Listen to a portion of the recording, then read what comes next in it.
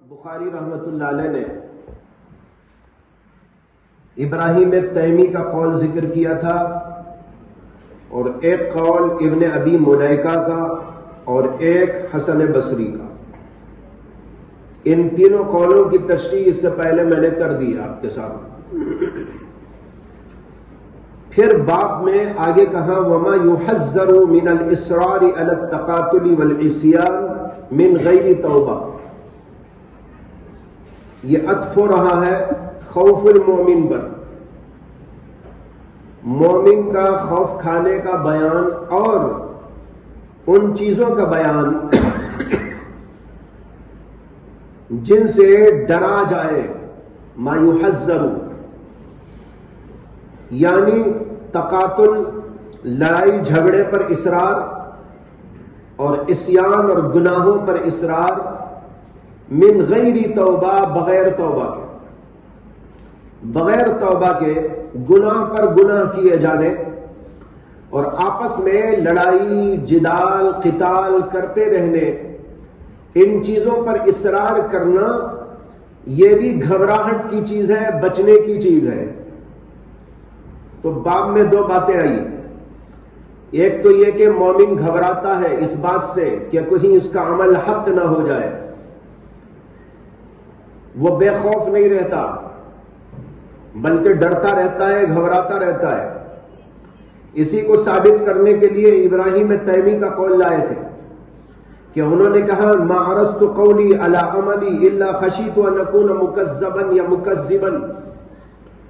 میں نے جب بھی اپنے قول کو اپنے عمل پر پیش کیا تو مجھے اس بات کا اندیشہ ہوا کہ کہیں میں خود اپنے آپ کو جھٹلانے والا تو نہیں ہوں، یا کہیں لوگ میری بات کو جھٹلانے والے تو نہیں ہیں.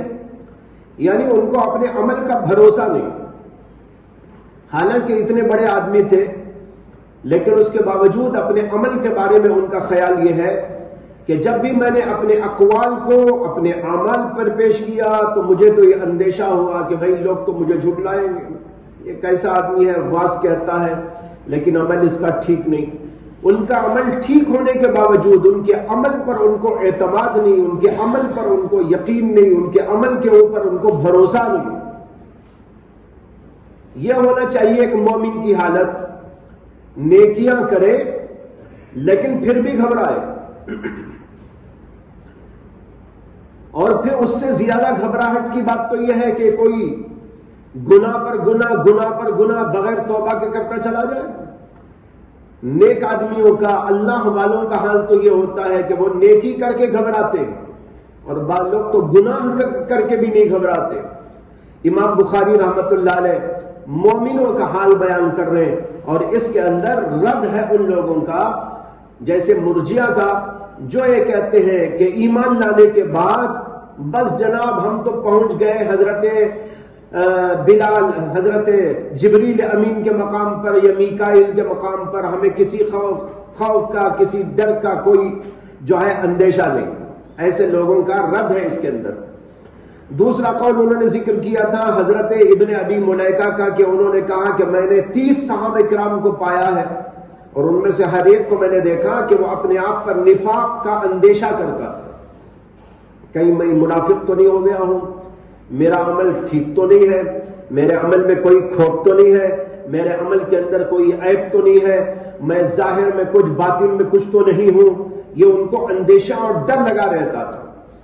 ما منهم احد يقول انه على ایمان جبرائیل و میکائیل، اور ان میں سے کوئی ایسا نہیں تھا جو یہ کہتا ہو کہ اس کا ایمان جبریل کے یا میکائیل کے ایمان کی طرح ہے. ایسا کوئی بے خوف آدمی میں نے صحابہ میں نہیں دیکھا. اس میں مرجیہ کا شدید ترین اور صاف صاف رد ہو گیا. اور آگے کہا وَيُذْكَرُ عَنِ الْحَسَنِ، حسن بصری کا قول ہے کہ انہوں نے کہا ما خافه الا منافق ولا امنه الا منافق، ما خافه الا مومن ولا امنه الا منافق. نفاق کا خوف وہی کرتا ہے جو مومن ہوتا ہے، اور نفاق سے بے پرواہ وہی ہوتا ہے، بے خوف وہی ہوتا ہے جو منافق ہوتا ہے. منافق کو کوئی اندیشہ ہی نہیں، گناہ پر گناہ گناہ پر گناہ، اور الٹی سیدھی کرنے کے باوجود کوئی اس کے دل میں ڈر، خوف، کوئی اندیشہ نہیں۔ مومن تو ایسا کہ پورے اعمال کرتا ہے لیکن پھر بھی ڈرتا ہے، گھبراتا ہے، کہیں میرے اندر نفاق تو نہیں آ گیا، کہیں میرے اندر کھوٹ تو نہیں آ گیا، کہیں میرے اندر کوئی خرابی تو نہیں آ گئی۔ یہ مومنوں کی علامت ہوتی ہے۔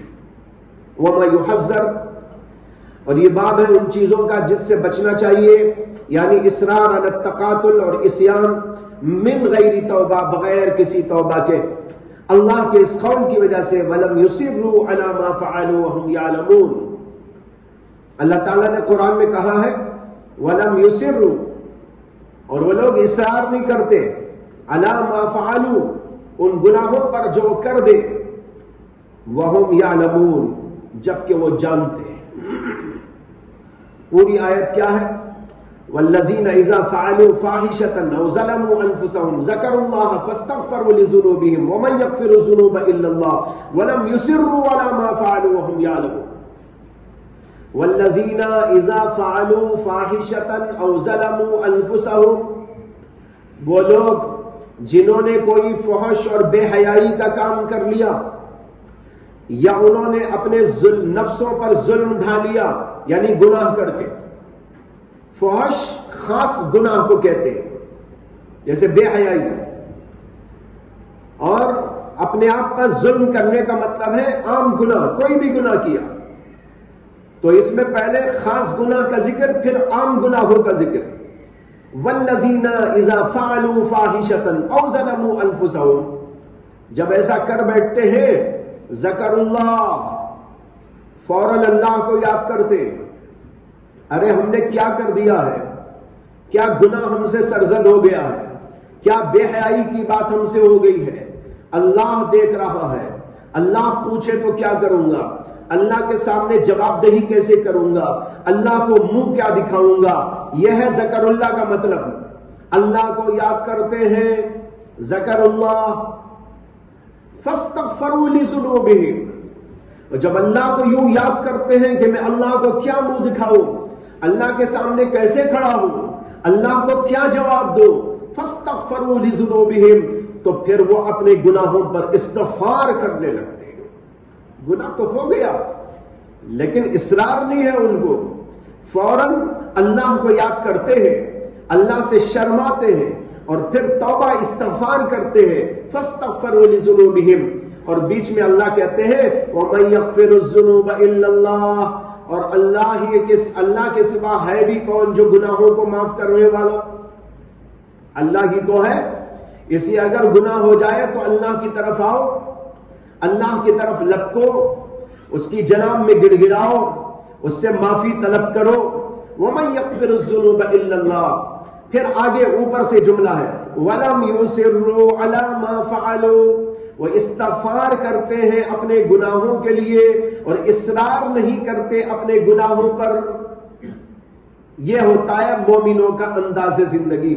اس کو پیش کیا امام بخاری رحمت اللہ علیہ نے کہ یہ بغیر توبہ کے گناہ پہ گناہ اور قتل و قتال اور برائی کرتے رہنا یہ بہت ہی خطرناک ہے اور اس سے بچنے کی ضرورت ہے۔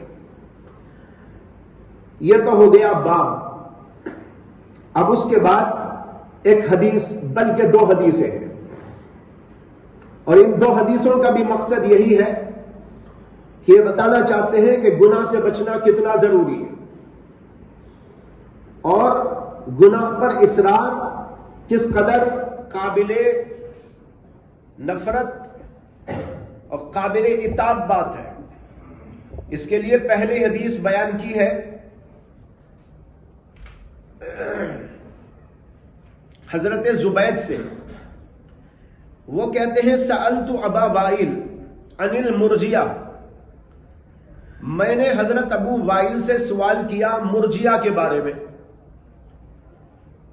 یعنی ان کے خیالات اور ان کے اقوال کے بارے میں کہ یہ جو کہتے ہیں ان کے بارے میں آپ کیا فرماتے ہیں۔ مرجیہ کیا کہتے تھے؟ گناہ سے کوئی ڈرنے کی ضرورت نہیں، جب آدمی ایمان لا لیا تو ایمان کے ساتھ کوئی گناہ مضر نہیں، جس طریقے پر کہ کفر کے ساتھ کوئی نیکی فائدہ مند نہیں، اسی طریقے پر ایمان لانے کے بعد ایمان اتنا بڑا عمل ہے، اتنا بڑا عمل ہے اور ایسا عظیم الشان عمل ہے کہ اس کے ساتھ گناہ پر گناہ بھی کر لے تو کوئی نقصان ہونے والا نہیں.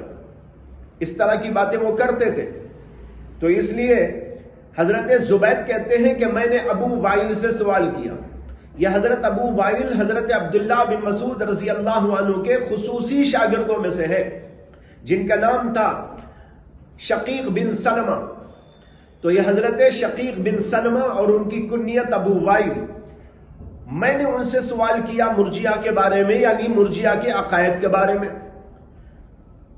فقال، تو حضرت ابو وائل نے کہا، حدثنی عبداللہ ان النبی صلی اللہ علیہ وسلم قال سباب المسلم فسوق وقتالہ کفر.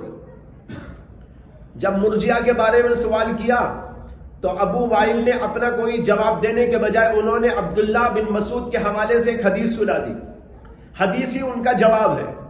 انہوں نے کہا مجھ سے حضرت عبداللہ بن مسعود نے یہ حدیث بیان کی ہے کہ اللہ کے رسول علیہ السلام نے فرمایا سباب المسلم فسوق، مسلمان کو گالی دینا فسق ہے، اور وقتالہ کفر، اس سے قتال کرنا اور جھگڑا کرنا کفر ہے.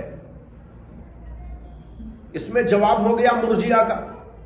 اسے کہ جب اللہ کے رسول فرما رہے کہ مومن کو گالی دینا فسق ہے اور اس سے قتال کرنا، لڑائی کرنا، جدال کرنا یہ کفر کے برابر ہے. اب ان لوگوں کا یہ کہنا کہ ایمان لانے کے بعد کوئی گناہ مضر نہیں، اللہ کے نبی تو مضر بتا رہے. اللہ کے نبی تو کہہ رہے بھئی مسلمان کو گالی دیں گے تو فسق لازم آئے گا، فسق سے تمہارا مرتبہ گھٹے گا، اور اگر مومن سے جھگڑا کرو گے، مومن سے لڑائی کرو گے، مومن سے قتال کرو گے تو اس کا نتیجہ ہوگا کہ کفر لازم آئے گا. اور تم کہہ رہے کہ کوئی نقصان نہیں ہے. یہ تو شدید نقصان ہے جو اللہ کے نبی علیہ السلام بتا رہے. فسق مومن کے لیے خطرہ ہے، کفر مومن کے ایمان کے لیے خطرہ ہے. جب یہ خطرے کی بات اللہ کے نبی بتا رہے اور تم کہہ رہے کہ کوئی خطرے کی بات نہیں ہے، یہ بات تو اللہ کے نبی علیہ السلام کا مقابلہ ہے. معلوم ہوا کہ مرجیہ کا عقیدہ باطل عقیدہ ہے اور غلط عقیدہ ہے. اس کے لیے حضرت عبداللہ بن مسعود کی طرف سے انہوں نے رسول اللہ صلی اللہ علیہ وسلم کی یہ حدیث بیان کر کے ان کو جواب دے دیا. ان کا سوال اور جواب یہ ہو گیا. اب امام بخاری کیا بتانا چاہتے ہیں؟ امام بخاری بھی بتانا چاہتے ہیں کہ دیکھو گناہ بہت ہی خطرناک چیز ہوتی ہے، یہ بچنے کی چیز ہوتی ہے. وما یحذر، یہ ان چیزوں میں داخل ہے جن سے بچنا ہے، جن سے گھبرانا ہے، جن سے اپنے آپ کو دور رکھنا ہے. یہ فسق اور فجور کی باتیں اور کفر کی باتیں بچنے کی چیز ہوا کرتی ہیں، کرنے اور اپنانے کی چیز نہیں ہوا کرتی. یہ ہے امام بخاری رحمت اللہ علیہ کا مقصد. اس کے بعد یہ سمجھیے کہ فسق کہتے ہیں سباب، یہ تو گالی دینے کے معنی میں، برا بھلا کہنا، گالی دینا.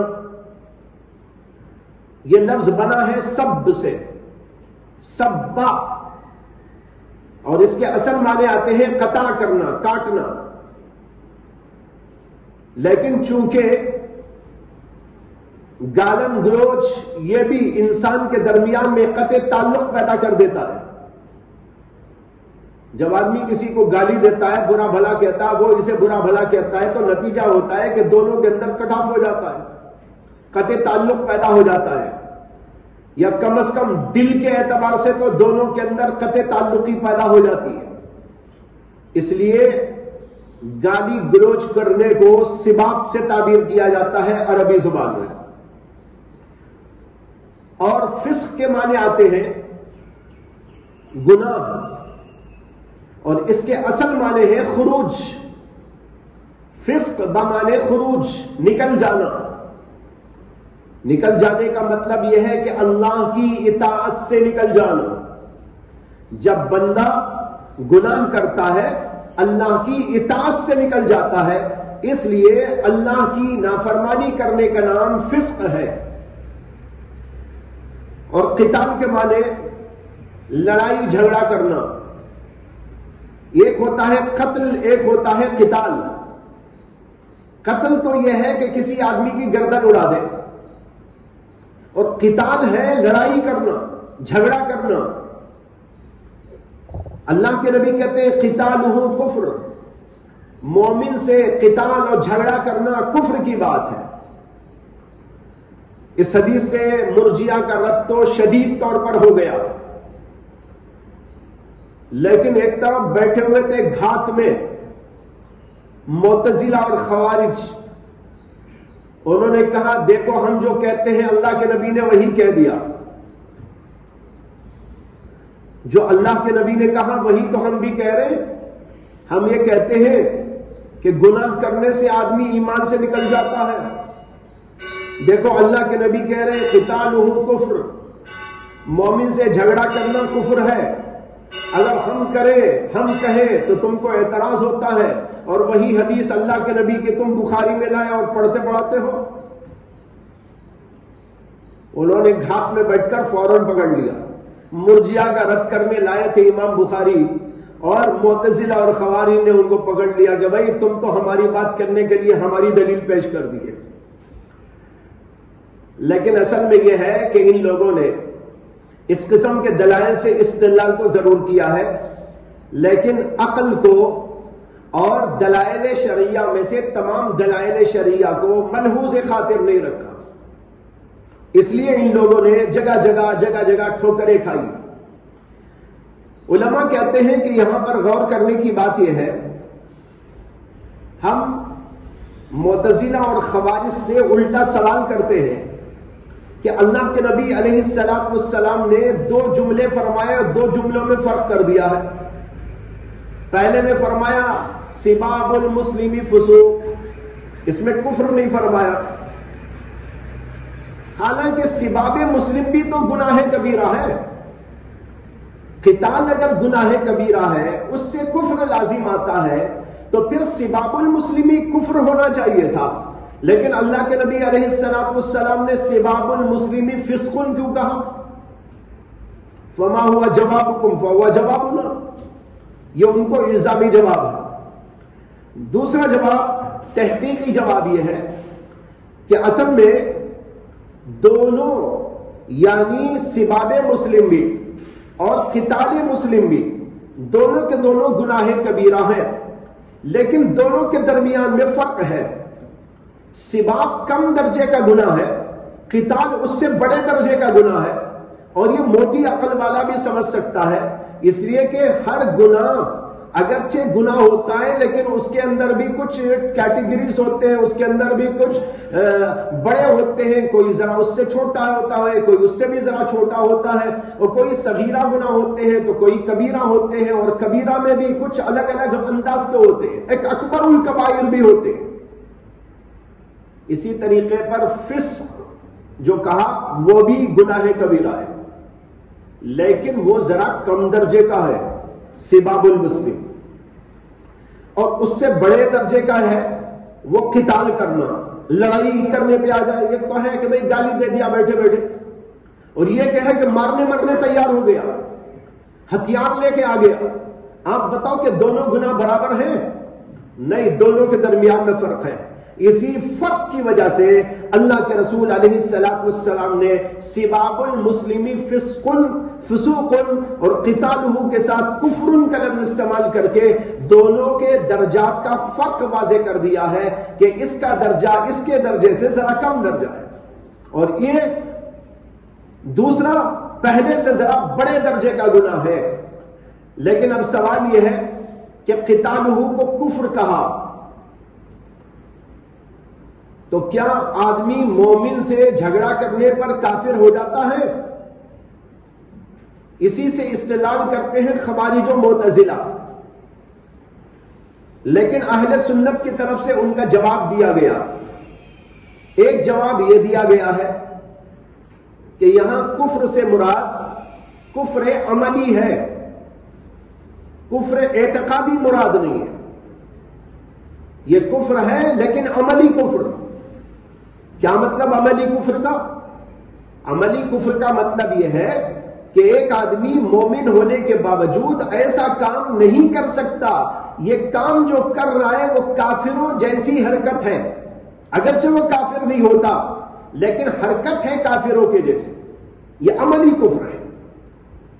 اسی کو بعض علماء نے یوں تعبیر کیا کہ قتالہ کفر کا معنی ہے کہ مومن سے قتال کرنا کفر کی طرح ہے، کفر کے مشابہ ہے۔ یہ دوسرا جواب ہے۔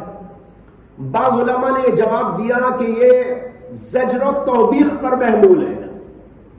بعض وقت ایسا ہوتا ہے کہ کسی چیز کی برائی اور اس کی قباحت اور اس کی شناعت کو واضح کرنے کے لیے زیادہ سخت الفاظ استعمال کر دیے جاتے ہیں، اگرچہ اس کا وہ مفہوم مراد نہیں ہوتا، لیکن صرف بتانا یہ ہوتا ہے کہ بہت ہی شدید گناہ ہے، بہت ہی بدترین حرکت ہے۔ بدترین حرکت کو واضح کرنے کے لیے لوگوں کے دل میں اس کی شناعت اور برائی داخل کرنے کے لیے لفظ سخت سے سخت استعمال کر لیا جاتا ہے۔ یہاں پر اسی طرح یہاں تغلیظاً و توبیخاً و تشنیعاً اللہ کے نبی علیہ السلام نے لفظ کفر استعمال فرمایا۔ بعض لوگوں نے کہا کہ قتالہ کفر کا معنی ہے کہ وہ آدمی جو مسلمان سے جھگڑتا ہے وہ کفر سے قریب ہو جاتا ہے، قریب من الکفر، اس لیے کہ جو حرکت مومنوں کی ہے وہ یہ نہیں ہو سکتی، یہ تو کافروں کی حرکت ہی ہو سکتی ہے کہ ایک مومن کو مارے۔ آئے دن حالات سننے میں آتے رہتے ہیں، فلاں جگہ پر جو ہے مومن کو مار دیا گیا، فلاں جگہ پر یہ ہو گیا۔ یہ کون کرتے رہتے ہیں؟ غیر لوگ کرتے رہتے ہیں۔ مومنوں کی حرکتیں نہیں ہوا کرتی، یہ تو کافروں کی حرکت ہوتی ہے کہ ایک مومن سے بغض رکھتا ہے، ایک مومن سے عداوت رکھتا ہے، ایک مومن کو قتل کرنے یا قتال اس سے کرنے کے لیے جو ہے آگے بڑھتا ہے۔ یہ کسی مومن کی حرکت نہیں ہو سکتی۔ اگر کوئی مومن کر رہا ہے تو اس کا مطلب یہ ہے کہ وہ کافروں جیسی حرکت کر رہا ہے، یہ کفر کے قریب ہو گیا ہے، اس لیے وہ ایسی حرکت کر رہا ہے۔ بہرحال مختلف قسم کے جوابات دیے گئے۔ یہ جوابات پہلے بھی آپ اس حدیث کے ضمن میں سن چکے ہیں جہاں پر یہ فرمایا گیا تھا من ترک الصلاۃ متعمدا فقد کفر۔ اس قسم کی جو باتیں ہیں آپ پہلے سے پڑھتے آ رہے ہیں، اسی قسم کے جوابات ہیں یہ جو یہاں پر آپ کے سامنے دیے گئے۔ اس کے بعد دوسری حدیث ہے حضرت عبادہ ابن الصامت رضی اللہ تعالی عنہ سے۔ وہ کہتے ہیں ان رسول اللہ صلی اللہ علیہ وسلم خرج يخبر بليلة القدر فتلاحى رجلان من المسلمين فقال إني خرجت لأخبركم بليلة القدر وإنه تلاحى فلان وفلان فرفعت وعسى أن يكون خيرا لكم التمسوها في 7 و9 و5۔ حضرت عبادہ ابن الصامت کہتے ہیں کہ اللہ کے رسول علیہ السلام اپنے گھر کے باہر نکلے اس حالت میں کہ آپ لیلۃ القدر کی خبر دینا چاہتے تھے، یعنی آپ کو لیلۃ القدر کے بارے میں بتایا گیا کہ لیلۃ القدر کون سی تاریخ کو آنے والی ہے، یہ کون سی تاریخ کو آیا کرتی ہے۔ اللہ کی طرف سے یہ بات متعین کر کے آپ کو بتائی گئی تو آپ بہت خوش ہو گئے کہ کتنا بڑا مسئلہ ہے کہ اللہ تعالیٰ کی طرف سے بطور انعام ہم کو بتا دیا گیا۔ آپ خوش ہو کر لوگوں کو اس کی خبر دینے کے لیے باہر نکلے مسجد کی طرف۔ جب باہر اپنے گھر کے باہر نکلے فَتَلَاحَا رَجُلَانْ مِنَ الْمُسْلِمِينَ تو 2 مسلمان مردوں کو لڑتے ہوئے جھگڑتے ہوئے دیکھا۔ یہ 2 صحابان آپس میں لڑ رہے تھے، زور زور سے باتیں کر رہے تھے۔ اصل میں ایک تھے حضرت ابو مالک اور ایک تھے عبداللہ ابن حضرت۔ عبداللہ ابن حضرت پر حضرت ابو مالک کا کچھ قرضہ تھا۔ جب مسجد میں وہ آئے تو دیکھا عبداللہ بن حضرت بھی یہاں پر ہیں، تو انہوں نے اپنے قرض کا مطالبہ ان سے شروع کیا اور وہ عذر و معذرت کرنے لگے۔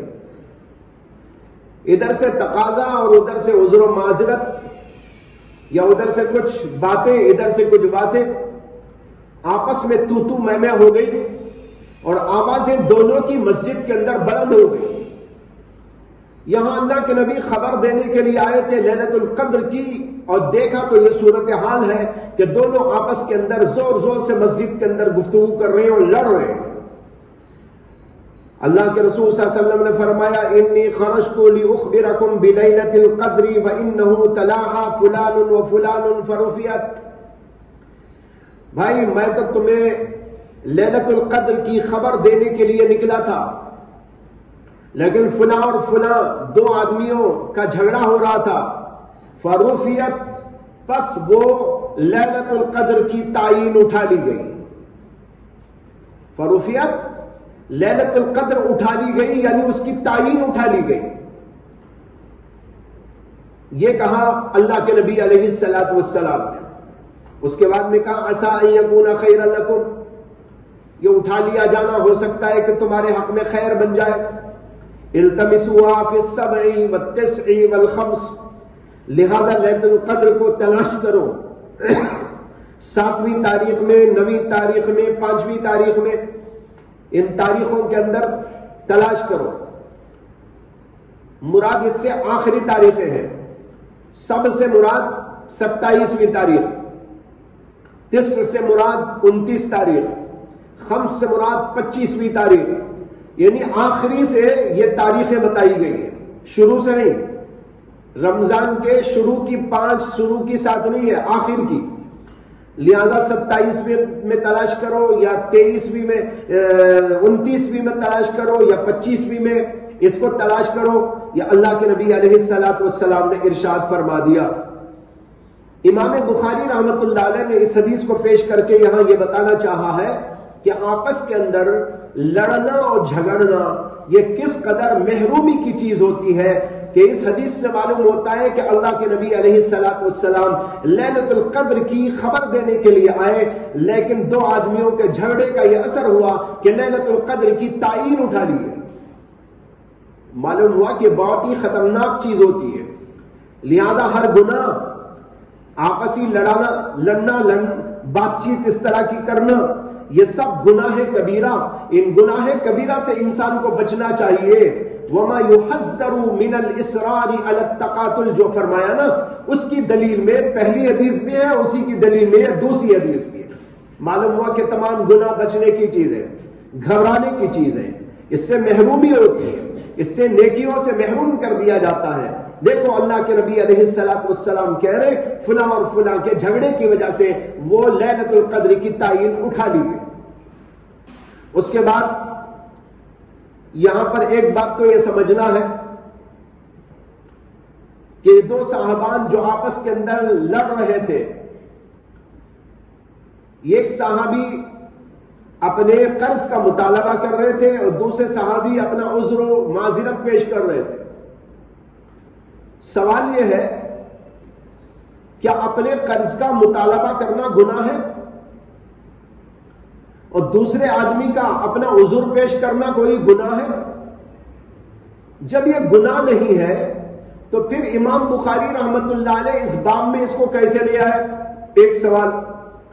دوسرا سوال یہ ہے کہ پھر اللہ کے نبی علیہ الصلوۃ والسلام نے یہ فرمایا کہ فلاں اور فلاں کے جھگڑے کی وجہ سے لیلۃ القدر اٹھا لی گئی، حالانکہ یہ تو ایک آدمی کا جائز مطالبہ تھا، کسی نے کسی کا مال لے لیا ہے، ادا نہیں کر رہا ہے، تو وہ آدمی اس سے مطالبہ اپنا کر سکتا ہے کہ بھئی میرا قرض لاؤ، میری امانت مجھ کو واپس کرو۔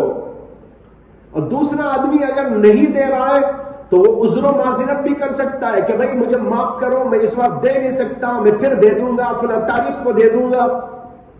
یہاں یہ صورت جب پیش آئی ہے تو اس میں گناہ کی تو کوئی بات ہے ہی نہیں۔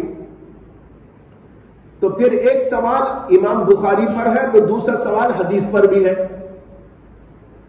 جواب اس کا یہ ہے کہ یہاں پر مطلق مطالبے اور دوسری طرف سے عذر و معذرت کی وجہ سے اس کو گناہ شمار نہیں کیا گیا ہے، بلکہ گناہ کے شمار ہونے کی دو وجہ۔ ایک تو یہ کہ لوگ مسجد کے اندر یہ مطالبہ کر رہے تھے، اور دوسرے یہ ہے کہ یہاں پر مسجد کے اندر زور زور سے آوازیں بلند ہو رہی تھی. یہ گناہ کی بات ہے، مسجد کے اندر یہ کام ہونا، اور دوسرے یہ کہ زور زور سے مسجد کے اندر اس طرح کی گفتگو کرنا اور آپس کے اندر ایک دوسرے سے ٹکرانا، یہ بات اسلام کے اندر ناپسندیدہ اور اس کو گناہ قرار دیا گیا ہے. اور اسی لیے اللہ کے نبی نے یہاں پر کہا وَإِنَّهُ تَلَاحَا فُلَانٌ وَفُلَانٌ، فلاں دو آدمیوں نے آپس کے اندر جھگڑا کیا اور اس کی وجہ سے یہ اٹھا لی گئی. تو لہذا حدیث کا جواب بھی ہو گیا، اور حدیث کا جواب ہوا تو امام بخاری نے جو اس کو یہاں پر پیش کیا تو اس کا بھی جواب ہو گیا. دوسری بات یہ ہے کہ اس کے اندر آیا رفیعت، یعنی لیلۃ القدر اٹھا لی گئی. اس لیے کہ رفیعت کی جو ضمیر ہے ظاہر تو یہ ہے کہ لیلۃ القدر کی طرف لوٹ رہی ہے. تو جب لیلۃ القدر اٹھا لی گئی تو کیا اب لیلۃ القدر نہیں ہے؟ یہی مسلک ہے شیعہ کا. شیعہ یہی کہتے ہیں کہ لیلۃ القدر تھی لیکن بعد میں اس کو اٹھا لیا گیا، اب کوئی لیلۃ القدر دنیا میں نہیں آتی. دلیل کیا ہے؟ تو کہتے ہیں یہی حدیث ہے رفیعت، اے رفیعت لیلۃ القدر. لیکن جیسے کہ کہتے ہیں کہ بعض چیزیں یاد رہ جاتی ہیں، بہت ساری چیزیں انسان بھول جاتا ہے. حدیث کے یہ لفظ تو ان کو یاد رہ گئے لیکن اگلا جملہ یاد نہیں رہا. اللہ کے نبی کہہ رہے التمسوها. کیا اللہ کے نبی کے کلام میں تعارض ہوتا ہے؟ ایک جگہ تو آپ کے رفیعت اٹھا لی گئی اور پھر یہ بھی کہہ رہے تلاش کرو. ارے جب اٹھا لی گئی آتی ہی نہیں ہے تو تلاش کیوں کرے؟ معلوم ہوا کہ اٹھا نہیں لی گئی، یہ بات ان کی غلط ہے. لیلۃ القدر آتی ہے اسی لیے تو حکم دیا گیا. اور یہ ایک حدیث نہیں، ایسی بے شمار حدیثیں موجود ہیں کتب احادیث کے اندر جن میں اللہ کے رسول علیہ السلام نے خود اپنے عمل سے بھی بتایا ہے اور اپنے قول و ارشاد سے بھی بتایا ہے کہ لیلۃ القدر کو ڈھونڈنا چاہیے. آپ ہر سال لیلۃ القدر کی تلاش میں اعتکاف کیا کرتے تھے. اعتکاف کرنے کا اصل مقصد لیلۃ القدر کی تلاش تھی، اور صحابہ کرام بھی کرتے تھے. اور آپ نے صحابہ کو حکم بھی دیا التمسوها التمسوها، اس کو تلاش کرو، اس کو تلاش کرو. معلوم ہوا کہ تلاش کرنے کا حکم اسی لیے ہے کہ لیلۃ القدر اب بھی آتی ہے، اگر نہیں آتی تو تلاش کرنے کا حکم بیکار ہے. اب سوال یہ ہے کہ اگر ہے موجود تو اللہ کے نبی نے یہ جو کہا رفیعت، اس کا کیا مطلب؟ اس کا کیا مطلب ہے؟ اس کا مطلب ہے تعین اٹھا لی گئی.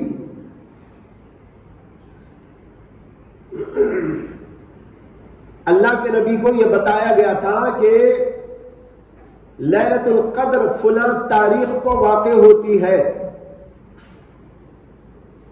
آپ خوشی خوشی اس کو لوگوں کے سامنے ظاہر کرنے کے لیے تشریف لائے، لیکن یہاں یہ جو ہوا اس کی وجہ سے یہ اثر ہوا کہ آپ کے ذہن سے اس کو نکال دیا گیا، تعین ختم ہو گئی. اب سوال یہ ہے کہ تعین ختم ہو گئی تو یہ صرف آپ کے ذہن سے ختم ہو گئی یا عند اللہ ہی ختم ہو گئی؟ سمجھ میں آیا؟ یہ تو یہ ہے رفیعت مانے میرے ذہن سے نکل گئی. یہ جھگڑا ہو رہا تھا، یہ دیکھ رہا تھا کیا بتایا مجھ کو اللہ نے، یہ تعین میرے ذہن سے نکل گئی. ہے تو متعین وہ اپنی جگہ پر لیکن میرے ذہن میں نہیں، مجھے یاد نہیں. ایک تو یہ شکل ہے. اس صورت میں مطلب یہ ہوگا کہ لیلۃ القدر آج بھی متعین تاریخ میں آتی ہے، ہر سال ایک ہی تاریخ میں آتی ہے، لیکن اللہ کے نبی کو یاد نہیں رہا کہ وہ کیا بتایا گیا تھا، ذہن سے اس کو اٹھا لیا گیا. ایک شکل تو یہ ہے. دوسرا مطلب رفیعت کا یہ ہو سکتا ہے کہ ذہن سے ہی نہیں بلکہ واقعے ہی میں جو تعین اللہ نے کی تھی وہ تعین اٹھا دی گئی، اب متعین نہیں ہے. کبھی آتی ہے 21ویں کو، کبھی آتی ہے 25ویں کو، کبھی آتی ہے 23ویں کو، کبھی آتی ہے 27ویں کو، کبھی آتی ہے کسی اور وقت میں. تو اب متعین تاریخ میں نہیں آتی بلکہ بدل بدل کر جب چاہے آتی ہے. یہ دونوں مطلب اس کے ہو سکتے ہیں. سمجھ میں آ رہی نا بات؟ رفیعت کا ایک معنی ہے ذہن سے نکل گئی تعین، اور ایک معنی ہے واقعے میں نکل گئی تعین. اگر ذہن سے نکل گئی کا مطلب یہ ہے، اگر ذہن سے نکل گئی تو مطلب یہ ہے کہ اب بھی متعین ہے. وہ ہر سال ایک ہی تاریخ میں آتی ہے لیکن معلوم نہیں ہے کون سی ہمیں. یہ ایسا ہی ہے جیسے کہ جمعہ کے دن ایک گھڑی آتی ہے. جمعہ کے دن ایک گھڑی آتی ہے جس میں جو دعا مانگو قبول ہوتی ہے. اب وہ متعین تو ہے، کون سے وقت میں آتی ہے وہ تو متعین ہے، لیکن ہمیں نہیں معلوم ہے. لیکن اپنی جگہ وہ متعین وقت میں آتی ہے. جب اس وقت میں کوئی دعا کر لیتا ہے تو اس کی دعا قبول ہو جاتی ہے. بس اتنا ہے کہ ہم کو نہیں معلوم، بتایا نہیں گیا ہے. اسی طرح رفعت کا ایک مفہوم یہ ہو سکتا ہے کہ وہ متعین تو ہے اب بھی، لیکن اللہ کے نبی کے ذہن سے تعین اٹھا دی گئی، بھلا دی گئی. تو رفعت کے معنی ہے بھلا دی گئی.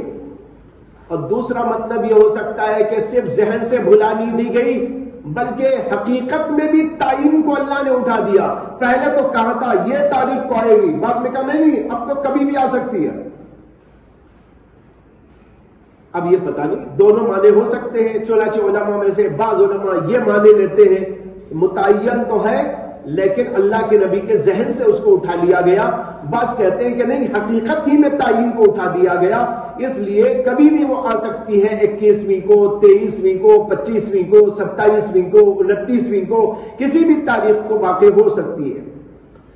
اس کے بعد میں فرمایا وَعَسَىٰ أَن يَكُونَ خَيْرًا لَكُمْ، اور ہو سکتا ہے کہ تعین کا اٹھا لیا جانا تمہارے حق میں بہتر ہو. ان یکون کی ضمیر رفع تعین ہے. وَعَسَىٰ أَن يَكُونَ هَٰذَا الرَّفْعُ خَيْرًا لَكُمْ، یہ اٹھا لیا جانا تمہارے لیے بہتر ہوگا، ہو سکتا ہے کہ تمہارے حق میں یہی بہتر ہو. یہاں بھی ایک بڑا اہم سوال ہے. وہ سوال یہ ہے کہ اوپر سے تو معلوم ہوا کہ اللہ کے نبی کو تعین کر کے بتایا گیا تھا، لیکن جھگڑے کی وجہ سے وہ تعین اٹھا لی گئی. تو جھگڑا ہونا ایک خرابی تھی، ایک مصیبت آئی اور اس کی وجہ سے ایک اچھی چیز کو اٹھا لیا گیا. تو ایک برائی کی وجہ سے ایک اچھی چیز کو اٹھا لیا جانا یہ سمجھ میں آیا اوپر سے، تو پھر وہی چیز ہمارے حق میں بہتر کیسے ہو جائے گی؟ یہ تو بہتر نہیں ہونا چاہیے. جھگڑا ہوا اور اس کی وجہ سے ایک اچھی چیز اٹھا لی گئی، تو پھر یہ ہمارے حق میں بہتر کیوں ہے؟ عَسَىٰ أَن يَكُونَ خَيْرًا لَكُمْ فرمایا گیا. جواب اس کا یہ ہے کہ ایک چیز کسی اعتبار سے بری ہوتی ہے تو کسی اور اعتبار سے اچھائی بھی اس میں ہوتی ہے. یہاں یہی ہے. اس اعتبار سے تم دیکھو کہ تعین جھگڑے کی وجہ سے اٹھا لی گئی تو ایک چیز سے ہم محروم ہو گئے. اس اعتبار سے اگر ہم دیکھتے ہیں تو اس کے اندر برائی معلوم ہوتی ہے، شر معلوم ہوتا ہے.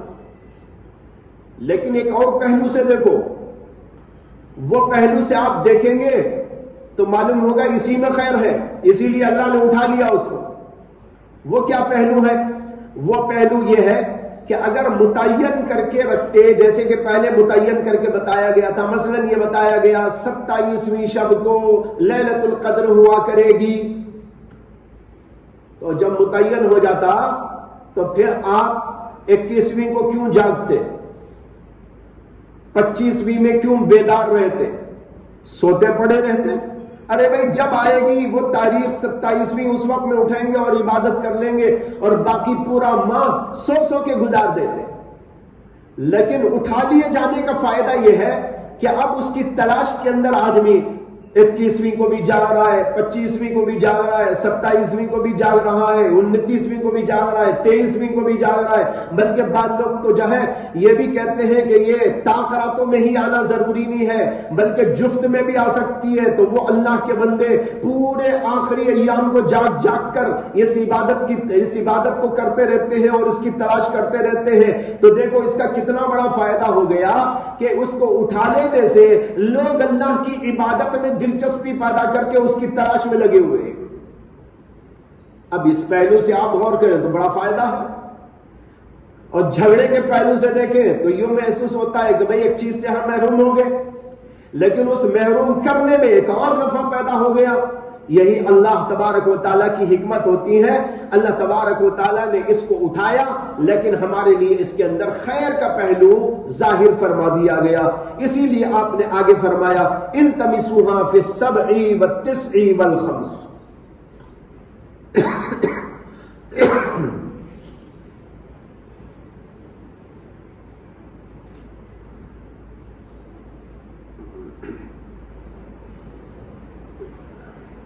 وآخر دعوانا الحمد للہ۔